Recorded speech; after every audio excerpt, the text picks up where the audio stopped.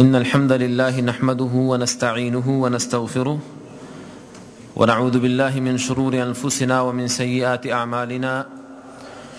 أشهد أن لا إله إلا الله وحده لا شريك له وأشهد أن محمدا عبده ورسوله أعوذ بالله السميع العليم من الشيطان الرجيم من همزه ونفخه ونفثه كل نفس ذائقة الموت ثم إلينا ترجعون.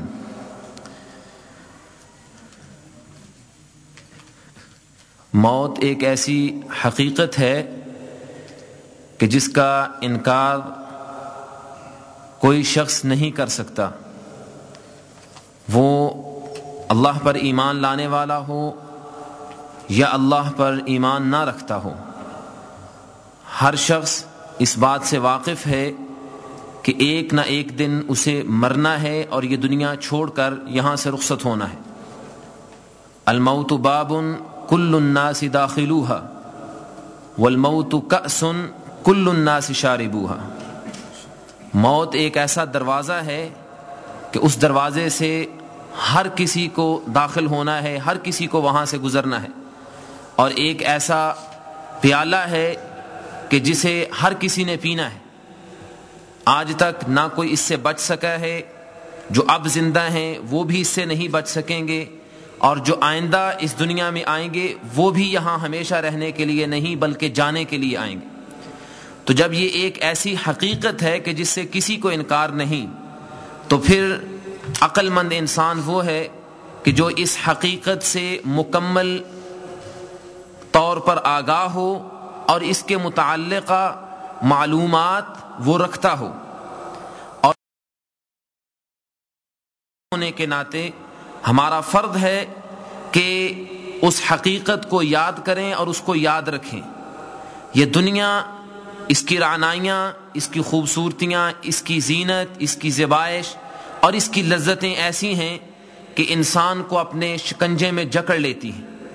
اور انسان دنیا کی لذتوں میں پھنس کر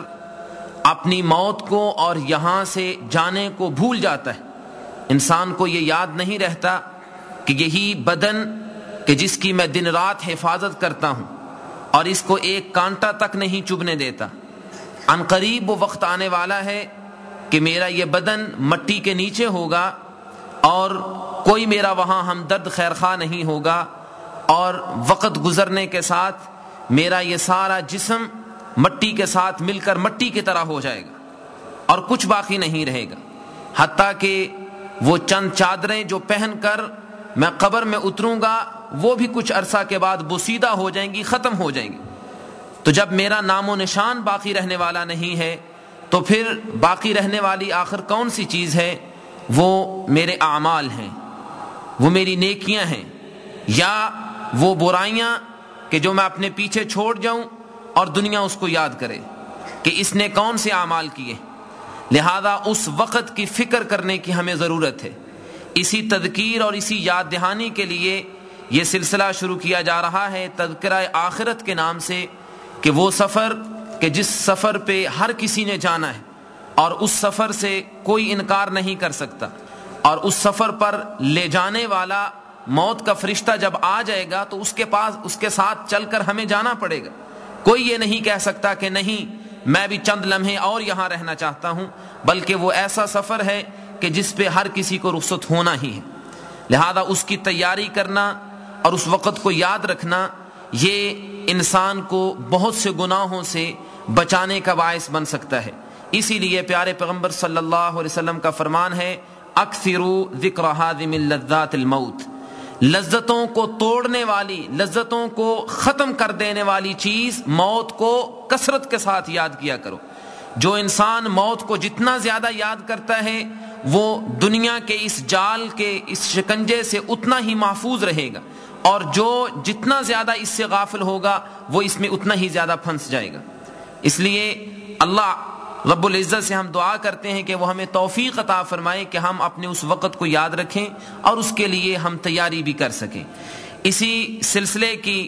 اس سلسلے کی جو پہلی کڑی ہے اور اس سلسلے میں جو پہلا درس ہے وہ آج انشاءاللہ ہمارے محترم مولانا ڈاکٹر عبدالرب ثاقب حفظہ اللہ وہ ارشاد فرمائیں گے موت کے سائے کے حوالے سے کہ موت کے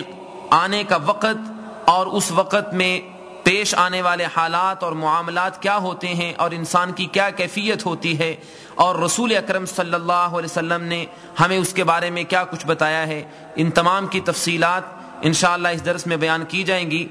ابتدا کرنے سے پہلے اور مولانا محترم سے گزارش کرنے سے پہلے کہ وہ اپنی گفتگو کا آغاز کریں، دو باتیں میں ضروری سمجھتا ہوں۔ جس طرح کہ ہم نے پہلے بھی ایک مرتبہ ذکر کیا تھا کہ یہ چونکہ ایک دینی مجلس ہے، دینی محفل ہے، اور یہاں حاضر ہونے کا ہم تمام کا صرف ایک مقصد ہونا چاہیے، اور وہ یہ کہ اپنی اصلاح،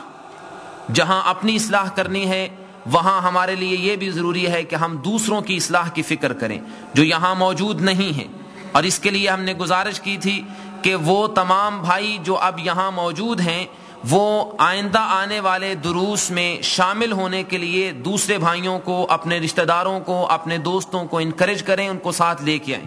لیکن اب تک لگتا ہے کہ بجائے تعداد بڑھنے کے کم ہوتی نظر آ رہی ہے، جو کہ درست نہیں ہے۔ اس لیے میں گزارش کروں گا اپنے تمام بھائیوں سے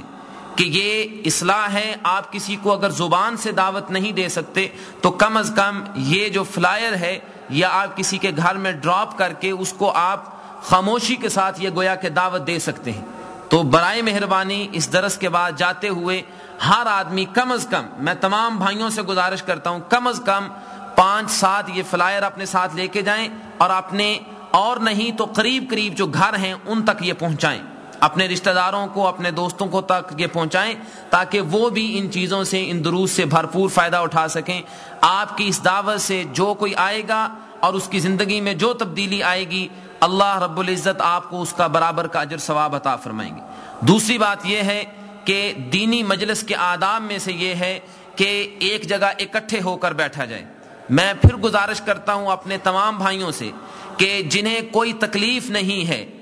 جنہیں کوئی بیماری نہیں ہے، وہ قریب ہو جائیں اور ٹیک چھوڑ کر بیٹھیں، مستعد اور ایکٹیو ہو کر بیٹھیں، تاکہ مکمل طور پر آپ بات کو صحیح طرح سمجھ سکیں۔ اور اگر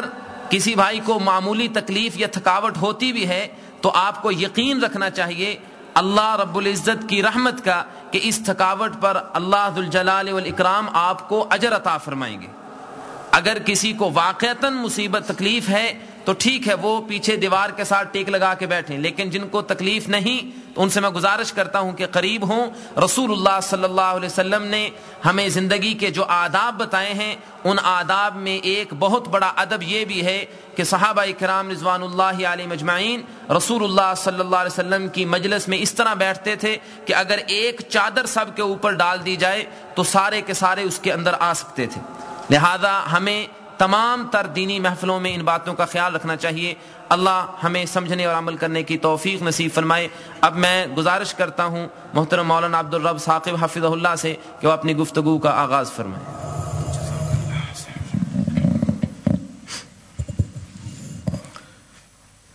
الحمدللہ رب العالمین والصلاة والسلام علی خیر خلق محمد وعلی آلہ وصحبہ اجمعین۔ اعوذ باللہ من الشیطان الرجیم، بسم اللہ الرحمن الرحیم۔ کل نفس ذائقۃ الموت وانما توفون اجورکم فمن زحزح عن النار وادخل الجنہ فقد فاز وما الحیاۃ الدنیا الا متاع الغرور۔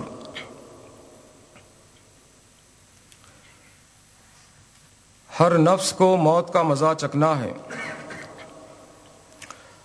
اور قیامت کے دن پورے کا پورا اجر اور بدلہ تمہیں دیا جائے گا۔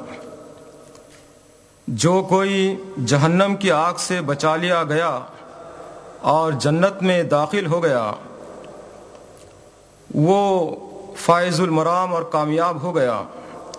اور دنیاوی زندگی تو ایک دھوکے کا سامان ہے۔